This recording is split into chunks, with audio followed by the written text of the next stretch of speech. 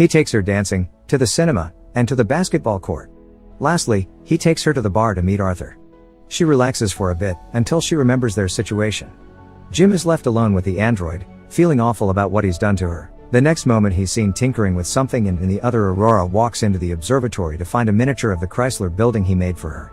Sometime later, they go on a date at the bar. They have dinner and share stories about their lives. She tells him that her father died when she was a teenager. After the dinner, Jim takes Aurora to the airlock and they get into the spacesuits. They go out for a spacewalk together. Jim finally has someone to share that magnificent experience with. Jim switches off the magnets on their boots and they float together in space. They come back inside and immediately kiss, retreat to his cabin and sleep together. Soon after, they start living like a couple. Aurora moves into his cabin and writes about her life on the ship. They jog together, eat together, sleep together. Jim explores the ship further and finds the hydroponics bay. He brings Aurora flowers. One day the ship passes by a red giant and they go to the observatory to see it. It's Aurora's birthday, so later that night they celebrate it in one of the many restaurants on the ship and then the bar. Jim goes to the washroom and prepares the ring he made for Aurora, while she stays in the bar chatting with Arthur. The android tells Aurora that Jim woke her up intentionally, unaware that he was still to keep that a secret. Suddenly, Jim comes back and she confronts him in absolute disbelief. She runs away furious and panicked. Jim comes back to his cabin to find all her things gone. He runs into her in the cantina the next day, but the moment he speaks, she runs away. Aurora is desperate. One night she goes over to Jim's cabin, punching and kicking him, wanting to kill him. Talking to her over the comm because she keeps avoiding him, Jim tries to apologize and explain his actions to her. He tells her he fell in love with her, but Aurora doesn't care. She can't forgive him for taking her life.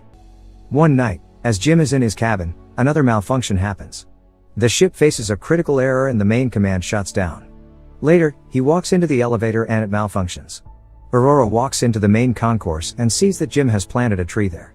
Then, she goes to the cantina, where the food dispensary is also malfunctioning. Suddenly, both of them hear the voice of the deck chief over the comms, asking who planted the tree. They both run into the concourse and see Gus Mancuso standing in front of Jim's tree. They introduce themselves and tell the chief about the situation. He doesn't understand how 3 pods could fail. Mancuso takes them to the bridge and he discovers that there is something wrong with the ship, but the information on the systems has to be checked manually.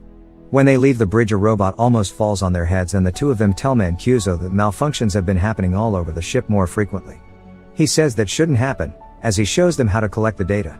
Mancuso checks on the pods, when Jim joins him there. He's figured out what happened with Aurora's pod. The deck chief finds what Jim did to be terrible. Later, he's at the bridge checking the collected data, when Aurora joins him. They talk about what happened with her pod, but he tells her that he can't do anything about it. Jim walks in with the 16th broken robot. Mancuso feels the hibernation sickness, so he goes to rest, but as he walks out, he coughs out blood. The interstellar spaceship Avalon can be seen traveling through space, headed to a colonized world called Homestead 2. All of its quarters are empty, the vessel is on autopilot. The 258 crew members as well as the